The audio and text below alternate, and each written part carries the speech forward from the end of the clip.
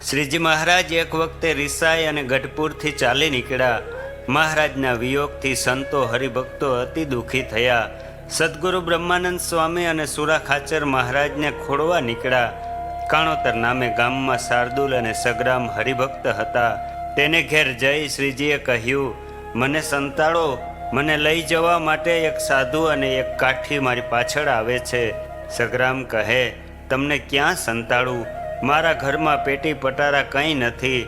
મારા ભાઈ શાર્દુલના ઘરમાં કોઠી છે, ત્યાં જાઓ. શ્રીજી મહારાજ તો વંડી ઠેકીને શાર્દુલના ઘરમાં જવા જાય છે. ત્યાં એક મોજડી પડી ગઈ. સગ્રામ કહે, બીજી મોજડી આપો, નહીતર છતાં કરીશ. ગુહ નાવિકે કહ્યું, તું પગ ધોવા દ્યો પછી જ વહાણમાં બેસાડું. સગ્રામે પણ એવું જ કર્યું. મહારાજ તો તરત બીજી મોજડી ફગાવીને શાર્દુલના ઘરમાં કોઠીમાં સંતાઈ ગયા. ત્યાં સદગુરુ બ્રહ્માનંદ સ્વામી અને સુરા ખાચર આવ્યા. સગ્રામને કહે, તારે ઘરે શ્રીજી મહારાજ આવ્યાના સમાચાર છે. ક્યાં છે મહારાજ? બતાવ. સગ્રામ કહે, મારા ઘરમાં નથી. જોઈ જુઓ. ઘરમાં જોયું તો મહારાજને ન દેખા. પછી બંને શાર્દુલને ત્યાં આવ્યા, ત્યાં પણ ન દેખા. સ્વામી અને સુરા ખાચર બહુ ચતુર, તે છેતરાય એવા નહીં. બ્રહ્માનંદ સ્વામી કહે, શાર્દુલ, મહારાજના સ્પર્શવાળા પવનની સુગંધ આવે છે. તું માને કે ન માને, પણ મહારાજ અહીં જ છે એમ કહી ફળિયામાં ખાટલા ઉપર બેઠા. શ્રીજી મહારાજ તો કોઠીમાં અકળાણા.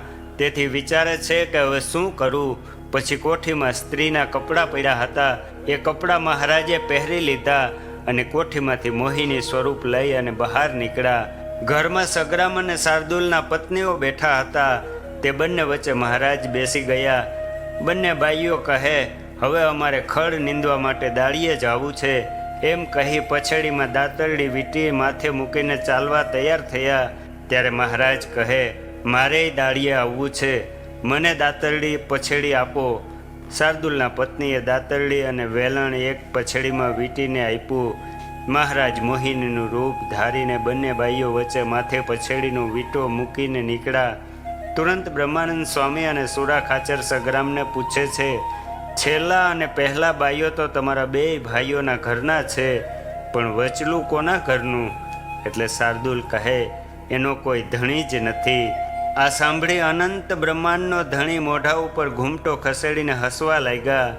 મુમુક્ષના મોક્ષાર્થે માંડેલી મહારાજની આ માનુષી લીલાને નિહાળી અલૌકિક ભાવે શીઘ્ર કવિ બ્રહ્માનંદ સ્વામીના મુખમાંથી આનંદ મિશ્રિત શૃંગારાત્મક પ્રસ્તુત શબ્દો સરી પડ્યા. વાતડલી રહોને રાતલડી, વાલા એક પૂછું વાતડલી.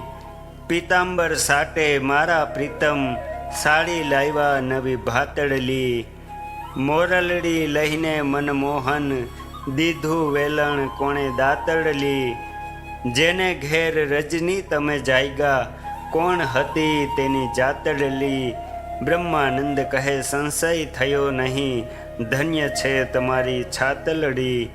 વાતડલી રહોને રાતલડી, વાલા પૂછું એક વાતડલી.